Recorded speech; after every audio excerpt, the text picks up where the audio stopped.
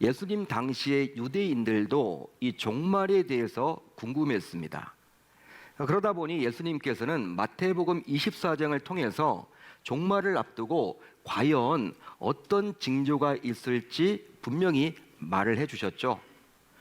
그렇게 함으로 그 징조를 보고 종말의 때가 가까이 왔음을 신자로서 인식하기를 바라셨습니다.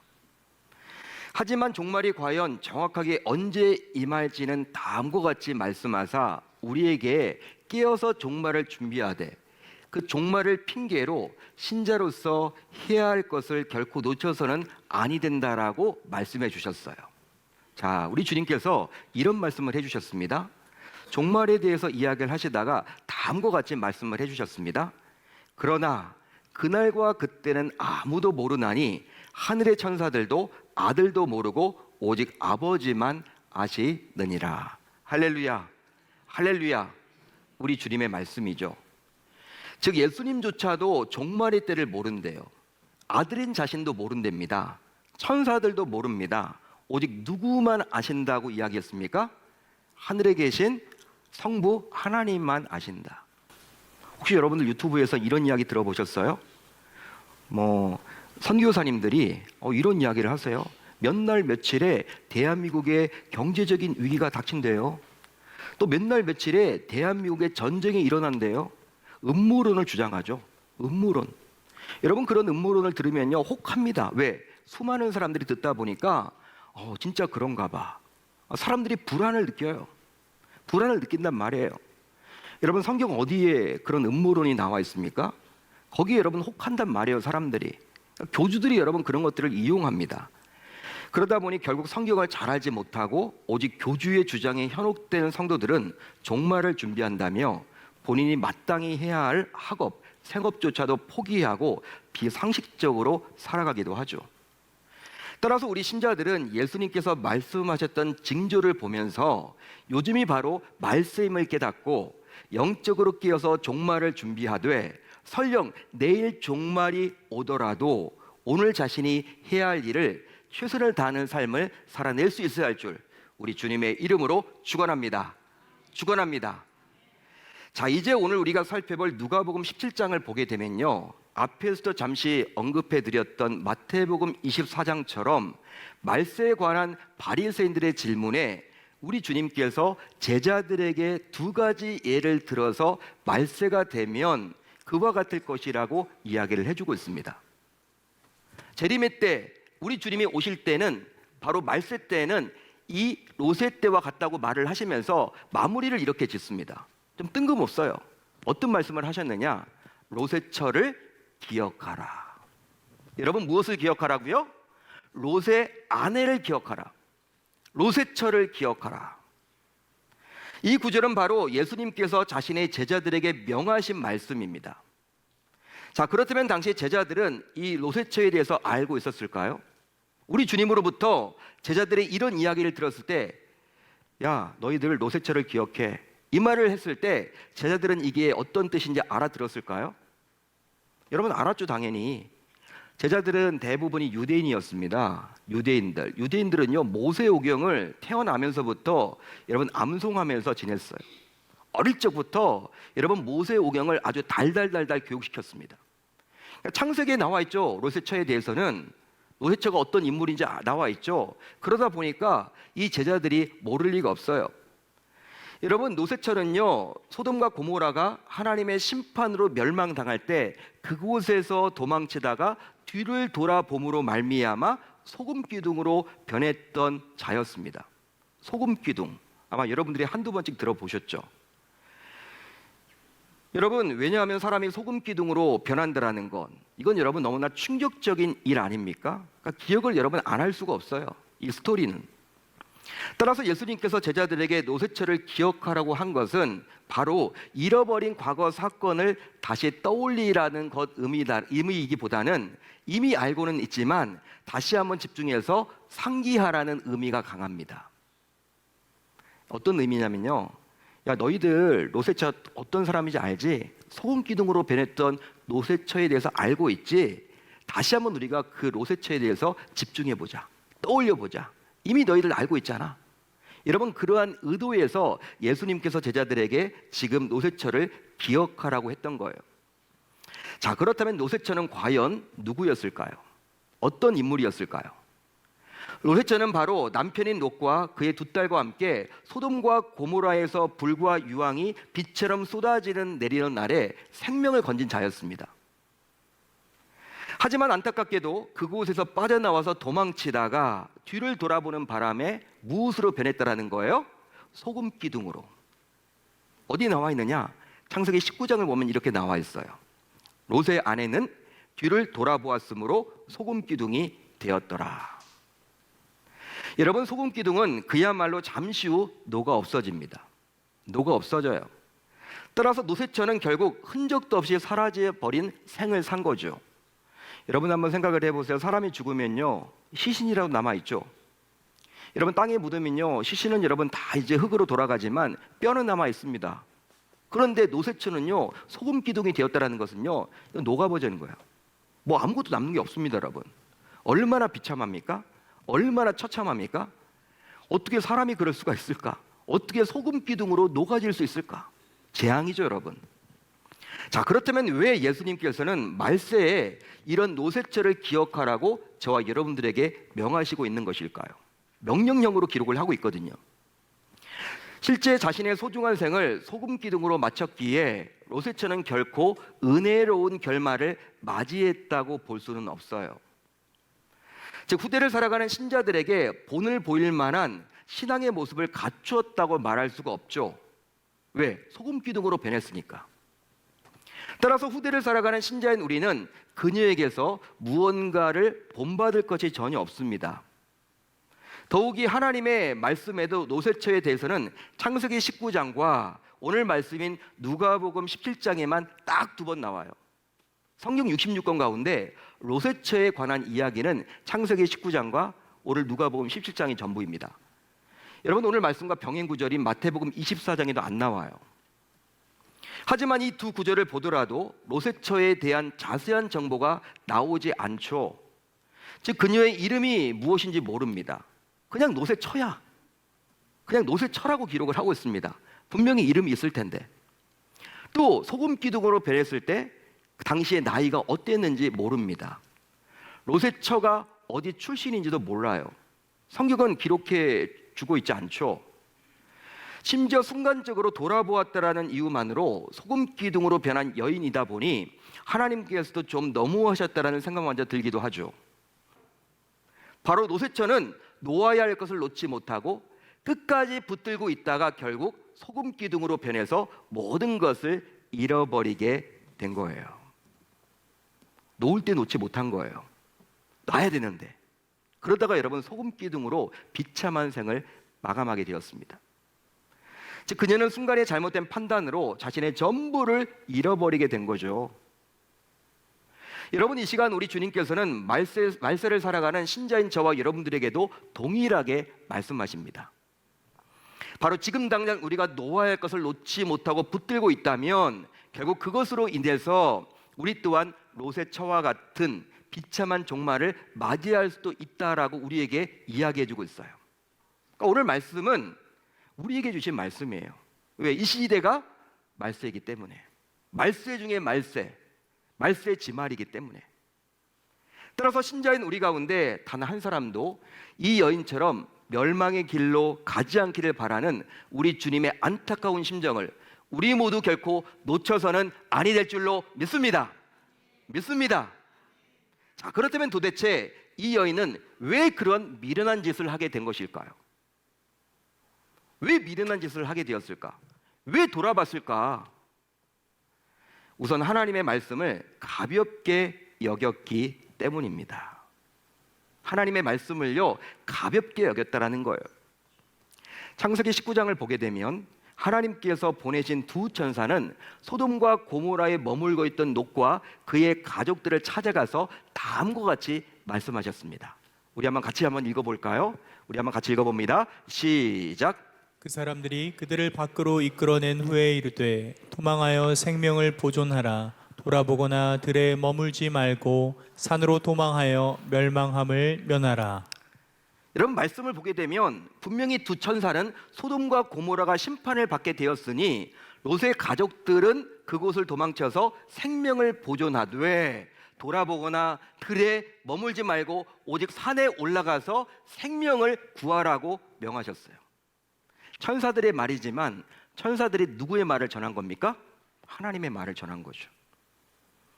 따라서 롯의 가족들은 뒤에서는 하늘에서 불과 유황이 빛처럼 쏟아지는 형편이었지만 절대로 돌아보지 말고 오직 앞만 보고 달려서 자신의 소중한 생명을 구했어야 했습니다.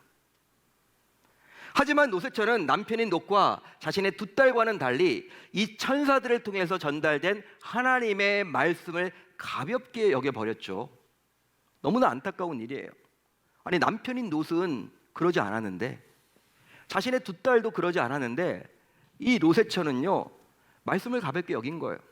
천사가 분명히 이야기했거든요. 하나님의 뜻이라고, 하나님의 말씀을 전해줬거든요. 그냥 앞만 보고 달려라, 돌아보지 말아라, 들에 머물지도 말아라, 산에 올라가서 생명을 구하라. 여러분, 이 말씀을 들었는데도 여러분 그 말씀을 소홀히 여겼습니다, 롯의 처가. 따라서 어느 순간부터 강단에서 선포되는 말씀이 가볍게 들린다면 나 자신이 지금 영적으로 병들어 있다라는 사실을 우리가 깨닫고 우리 모두 롯의 처가 되지 않기로 다짐하고 결단할 수 있어야 할 줄로 믿습니다. 다음으로 세상 것들을 놓지 못했기 때문이에요. 세상 것들을 놓지 못했기 때문이죠.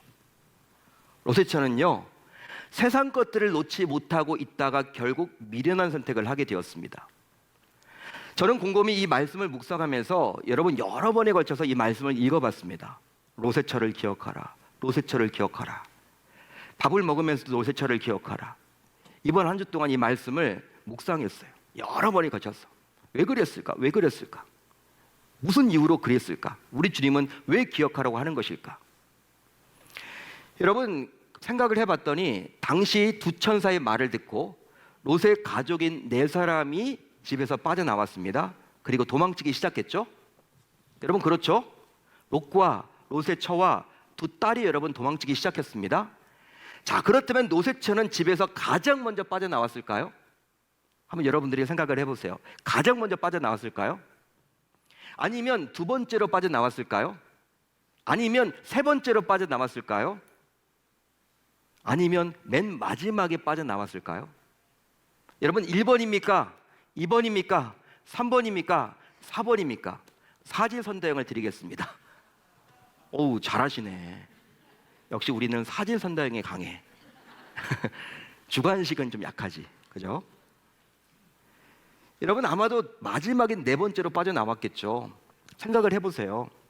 왜냐하면 첫 번째, 두 번째, 세 번째로 빠져나왔다가 뒤를 돌아봐서 소금 기둥이 되었다면 나머지 누군가는 그것을 봤을 거 아닙니까? 여러분, 그렇게 되면 큰 문제가 발생해요. 아니 엄마, 웬 소금 기둥? 아니 여보, 웬 소금 기둥? 여러분, 성경 말씀은 그런 내용이 안 나와요. 그런데 창세기 19장을 보면 롯과 그의 두 딸은 아내와 엄마가 소금 기둥으로 변한 것을 전혀 알지 못하고 앞만 보고 달렸다고 나와 있습니다. 따라서 합리적으로 추론을 해보면 롯의 처는 가장 늦게 집에서 빠져나온 거예요. 가장 늦게. 여러분, 실제 롯의 처는 어떤 의미에서 볼 때 두 딸의 엄마 아닙니까, 여러분? 엄마는 강한 거 아니에요. 따라서 여러분, 안 가려고 하는 두 딸을 여러분 본인이 여러분들 롯과 함께 끌어내야 됩니다. 자신들이 여러분 앞장서서 그래, 엄마가 앞으로 갈 테니까 너희를 따라와. 여러분, 그게 엄마죠. 그런데 두 딸과 남편은요 다 여러분 도망쳤는데 뭐가 여러분 미련이 남았는지 집안에 머물러 있었던 거예요. 가기 싫은 거죠. 결국 맨 나중에 집에서 겨우 빠져나왔어요. 그렇다면 왜 롯의 처는 맨 나중에 집 밖으로 빠져나왔을까요? 바로 세상 미련을 버리지 못하고 맨 나중에 나온 거예요. 아마도 롯의 처는 하늘에서 불과 유황이 빛처럼 내리는 가운데서도 자신의 집안에서 금은 보화를 하나라도 더 가지고 나오려고 온갖 난리를 쳤겠죠. 짐을 싸고 난리를 쳤겠어. 가방 하나를 더 채워야 돼. 금은 보화, 내가 그렇게 아꼈던 이 옷, 명품 백, 금은 보화, 금덩이, 이런 것들을 싸느라고 남편도 도망가고 두 딸도 다 나가버렸는데 여러분 그거 지금 하고 있는 거예요. 실제로 창세기 19장에 나오는 밖으로 이끌어냈다라는 말이 있습니다. 두 천사가 여러분 노새처를 밖으로 이끌어냈대요. 창세기 19장에 나와 있습니다. 이 말은 억지로 끌어냈다라는 말이에요. 억지로 끌어냈다. 따라서 천사들이 이처럼 억지로 그녀를 끌어내지 않았더라면 그녀는 아마도 불과 유황에 타서 죽음을 맞이했겠죠. 소금 기둥이 되기도 전에. 그렇습니다. 그녀는 눈에 보이는 모든 것을 끝까지 포기하지 못했어요. 즉 집안에 있던 온갖 폐물과 의복 그리고 평소 아꼈던 것들에 대한 미련을 가지고 있었습니다. 한마디로 그냥 두고 버리기에는 아까웠던 것들이죠. 자, 그러다 보니 결국 어쩔 수 없이 집에서 도망쳐 나왔지만 이것에 대한 미련 집착을 버리지 못하고 뒤를 돌아보았고 그 결과 어떤 일이 벌어지게 되었어요? 소금 기둥이 되었던 거예요. 그 결과 그녀는 정말 잃어버리지 말아야 할 정말 소중한 것들을 모두 잊어버리게 되었어요. 잃어버리게 되었어요. 바로 사랑하는 남편 롯과 자신의 두 딸과 헤어지게 되었고요. 그리고 가장 소중한 자신의 목숨, 생명조차 잃어버리게 되었습니다. 그뿐만이 아니에요. 여러분 노새처가 그렇게 여러분들 미련이 남아서 그렇게 소금 기둥으로 된 이후로 어떤 일이 벌어졌냐면 역사에 여러분 오점을 남기게 됩니다. 어떤 오점을 남기게 되느냐? 자신의 소금 기둥이 됨으로 후에 남편과 자신의 두 딸 사이에 일어나서는 안 되는 폐륜이 일어나거든요. 여러분 아버지에게 포도주를 여러분 먹이고 두 딸이 여러분들 관계를 맺습니다. 성적 관계를. 왜? 자신들이 여러분 결혼할 사람이 없다라는 거예요. 후손들을 내야 되는데.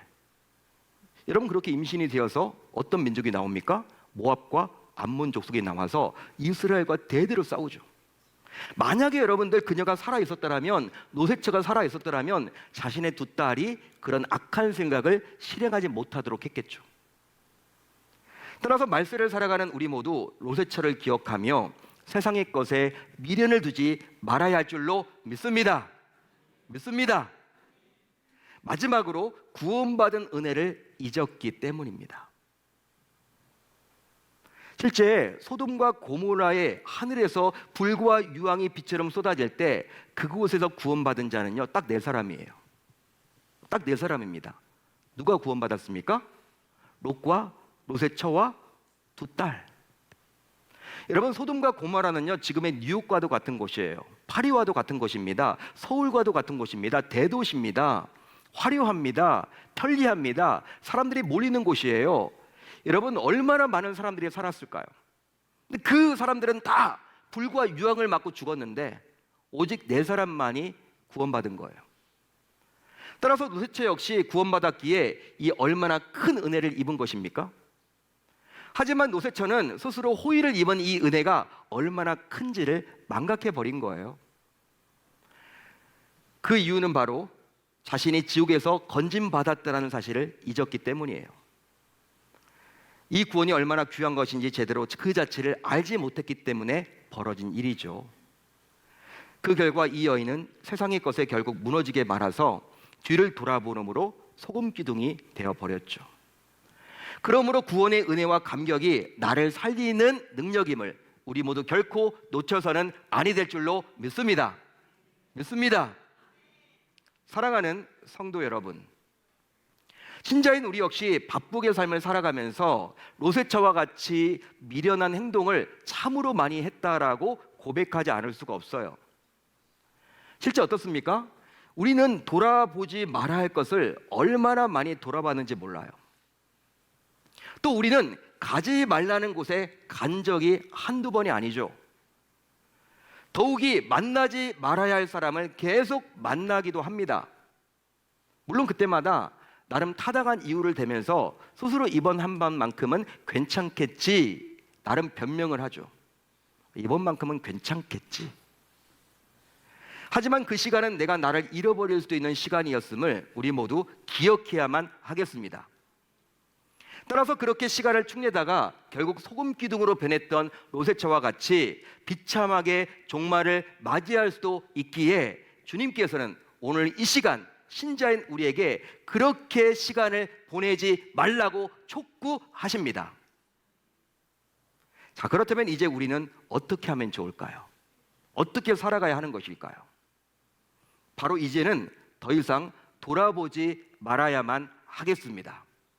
한번 따라하겠습니다. 이제부터 돌아보지 않겠습니다. 돌아보지 않겠습니다. 즉 이제 그만 세상의 것에 미련을 갖지 말아야만 하겠죠. 물론 당장 먹고 살아가야 돼. 또 자녀를 양육해야 돼. 여러분 자꾸 이런 것 때문에 세상의 것에 미련을 두고 살아갈 수도 있습니다. 그렇지만 그러다 보면 롯의 처와 같이 결국 비참하게 될지도 몰라요. 따라서 내가 버릴 것을 버려야 모두가 살 수 있습니다.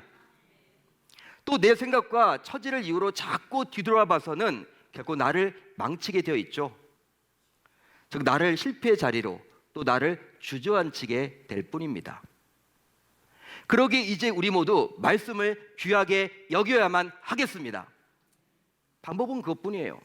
우리가 돌아보지 않으려면요, 말씀으로 충만해야 돼. 말씀을 가볍게 여겨서는 안 돼. 말씀을 여러분 귀하게 여기십시오. 롯의 처는 말씀을 소홀히 여겼다가 결국 큰 낭패를 당했기에 말세를 살아가는 우리는 롯의 처를 반면교사로 삼아서 하나님의 말씀에 집중하는 은혜가 이 여름철에 있기를 우리 주님의 이름으로 축원합니다. 축원합니다. 여러분 요새 말씀이 들리십니까? 여러분 말씀이 들리세요? 만약 다른 성도들은 말씀이 들린다는데 자신은 이상하게 말씀이 들리지 않는다면 이것을 이상히 여기세요. 이상히 여기시고 영적으로 행여나 병들지는 않았는지를 여러분들이 점검하셔야 합니다. 그리고 말씀이 들리지 않도록 자꾸 나를 무너뜨리게 만드는 정체가 과연 무엇이 있는지 자신을 살필 수 있어야만 하는 거예요. 아마도 분명히 말씀에 집중하지 못하도록 그 무언가가 분명히 있을 것입니다. 분명히 있을 거예요. 어쩌면 우리가 그 무언가에 집중하느라 정신이 팔려서 말씀에 집중하지 못하는 거겠죠. 그러기에 말세를 살아가는 신자인 우리는 항상 말씀이 잘 들리는지 자신의 영적 상태를 세밀하게 점검해 보셔야만 합니다. 또 한 가지가 있어요. 우리가 뒤를 돌아보지 않기 위해서는 우리 모두 버릴 것은 버려야만 하겠죠. 버릴 수 있어야만 합니다. 과감하게.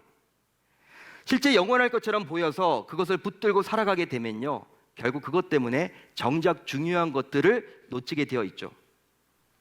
따라서 놓아야 할 것은 미련을 갖지 마시고 어서 놓아야만 하겠습니다. 즉 돌아보지 말아야 할 것은 돌아보지 말아야만 하겠죠. 혹시 여러분들은 주님 뜻대로란 찬양을 아세요? 주님 뜻대로 아세요? 3절 가사를 보게 되면요, 어떤 가사가 나오냐면 세상 등지고 십자가 보내, 세상 등지고 십자가 보내, 세상 등지고 십자가 보내, 뒤돌아서지 않겠네, 뒤돌아서지 않겠네. 이 얼마나 여러분 아름다운 찬양입니까?